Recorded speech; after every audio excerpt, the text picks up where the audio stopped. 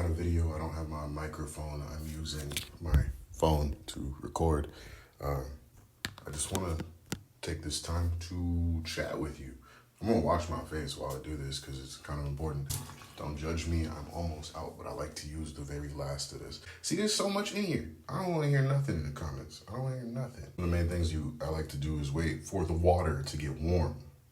That's pretty important. It opens your pores up.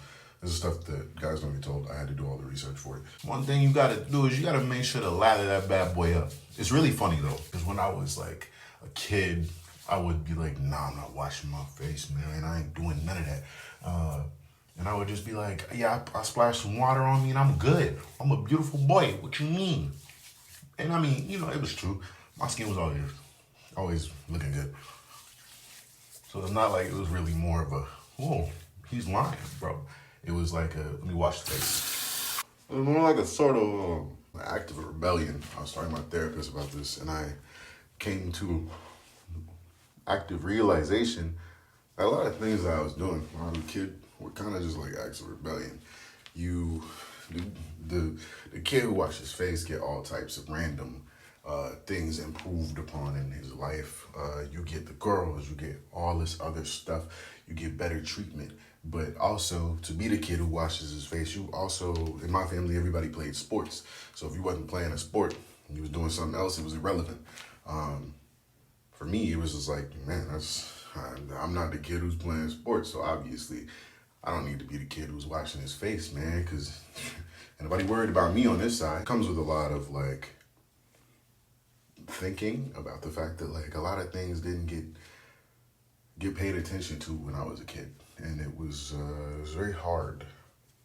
I didn't know it was hard at the time because I was like toughing it out. I was stucking it out. I wasn't telling anybody I was bothered by it. I was just kind of like, whatever. I'm going to do me. It's still going to be me. But, you know, you get to your 20s. I'm in my 20s. I'm 27. You get to your 20s. You get to your 20s and you're like, yeah, I can't hold you, man. That shit fucked me up. Shit mess with me. While I'm washing my face, every time I wash my face lately, I just think about the fact that, like, there was a time where this wasn't like a trained habit. I wasn't doing this off of routine. I wasn't doing it for the sake of myself. Now I do it for just the pure sake of myself. And so now it's like, damn, cool. This is cool. We got a little routine. Sometimes I forget to, you know, because I try to wash my face at the top of the day and then at the back half of the day, you know, nighttime. I don't know why I said back half of the day. I try to wash my face at night. This is like a rigorous routine. I got a little alarm for the night, wash your face. All my friends that are like close to me know about that. Like that alarm goes off at like 10 something. It's like, hey, that's the reminder. Wash your face when you get home. And I'm like, yeah, gotta wash the face when I get home. And you know, no matter what, I try to make a really good point about doing it now. So it's like, it's interesting to see the contradiction, the parallel, the duality of all of it. Also, it's like daytime, but also I ain't started my day. It's Sunday, so it's whatever. I think we can consider this as like a month-end recap. I'm just telling you things that I've discovered about myself in the month. This is a month-end recap with me because I feel like all of the audio file content where I'm just kind of giving you information that I've learned or like breaking down an album or anything that I decide to post on this channel. I think that I oftentimes want to give men a space. I want to show examples of men having a space to just like get things off their chest, be vulnerable, talk about their emotions, because even though we're in like 2024 and there's more vulnerable dudes and we're always vibing with emotions, we let dudes cry now, and you know, it's not like the 90s where they like beat you up because you cried. I feel like I just aged myself, but I didn't because I never went through that. But it's like, it's a different generation where we anticipate emotions. We let guys have emotions now. But I feel like there's just still not enough of a space for dudes to really just let things out. And so my hope with this is that we build out a little moment for people in the comments to come through, have like a little buffer of like all the content that goes through here. Because there's the normal content. There's the content that like we love, and then there's the content where I want to make a space for it. And it doesn't just have to be guys, it can be whoever. It can be girl, guy, she, they. It doesn't really matter how you identify.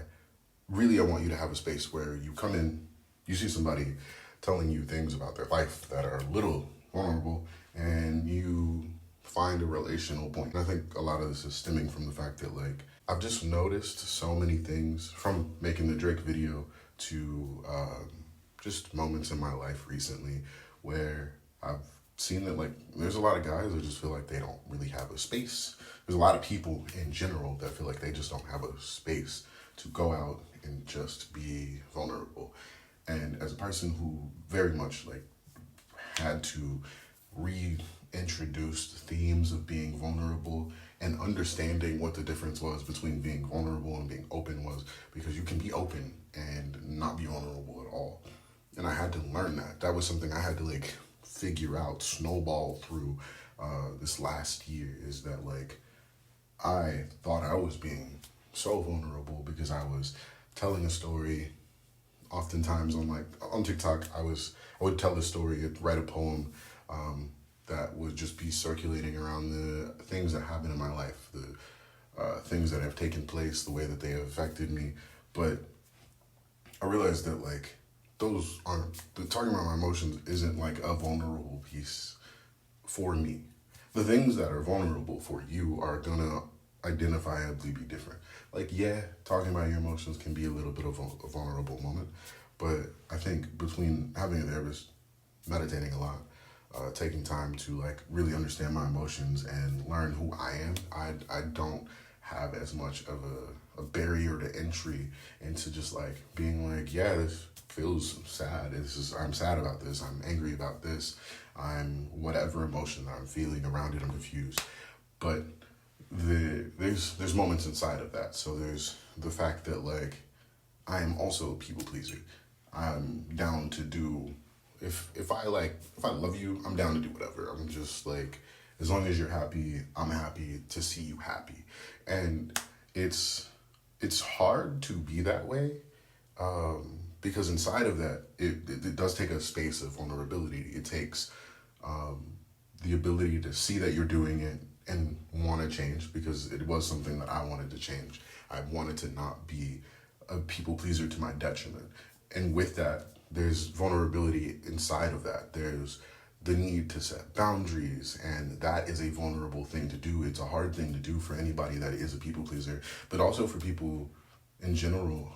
Boundaries are a thing that you have to stand on your stuff. So you put a boundary out there and somebody steps over it, and then you're like, dang, wish you wouldn't have done that. You go back. It's like, obviously that person is a bad person for pushing you past your boundaries. You personally, you yourself, you have done injustice to yourself by just ignoring the fact that you have that boundary, by ignoring that this thing has bothered you enough to, like, push you there. And so, yeah, I learned that, like, the vulnerability that I was, like, avoiding was the spaces in which that, like the pockets of vulnerability that go a little unnoticed. Like, allowing myself to be angry, not just acknowledging that I'm angry, but allowing myself to be frustrated with, like, a circumstance in my life, a situation that's gone on, allowing myself to set up boundaries and vocalize them, allowing myself to verbally speak to someone about my fears.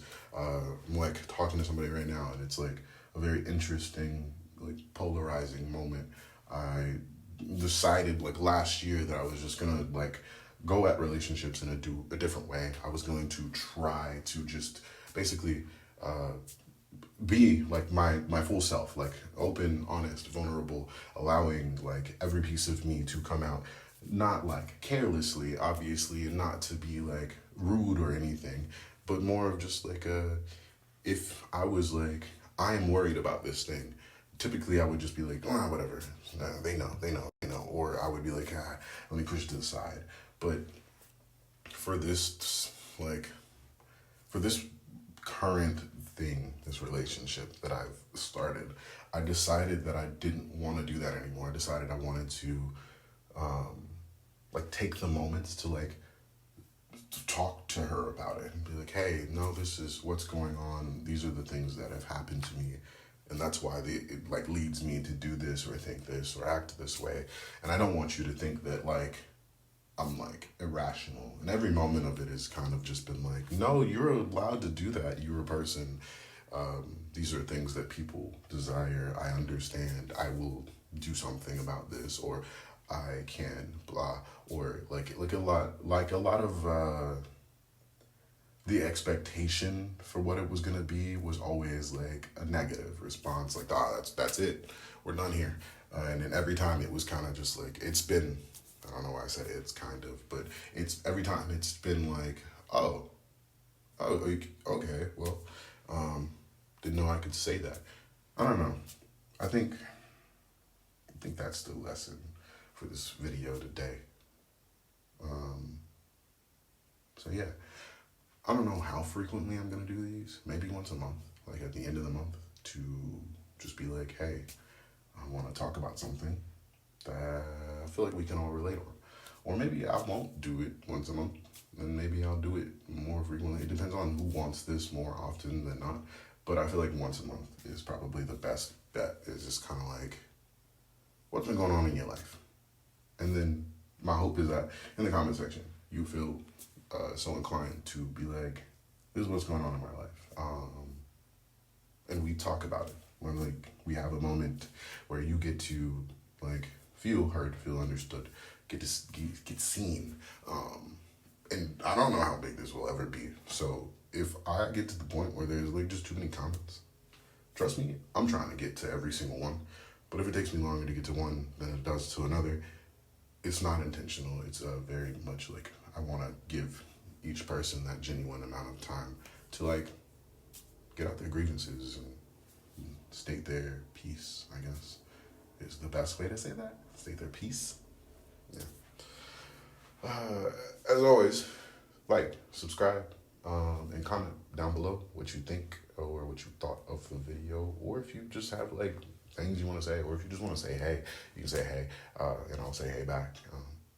And yeah, I'll see you guys next video. I don't know what the next video is, but watch one of the, I think I'm putting it on this side. Watch that video. It's cool. I like it. It's a really good video. Thank you. Bye.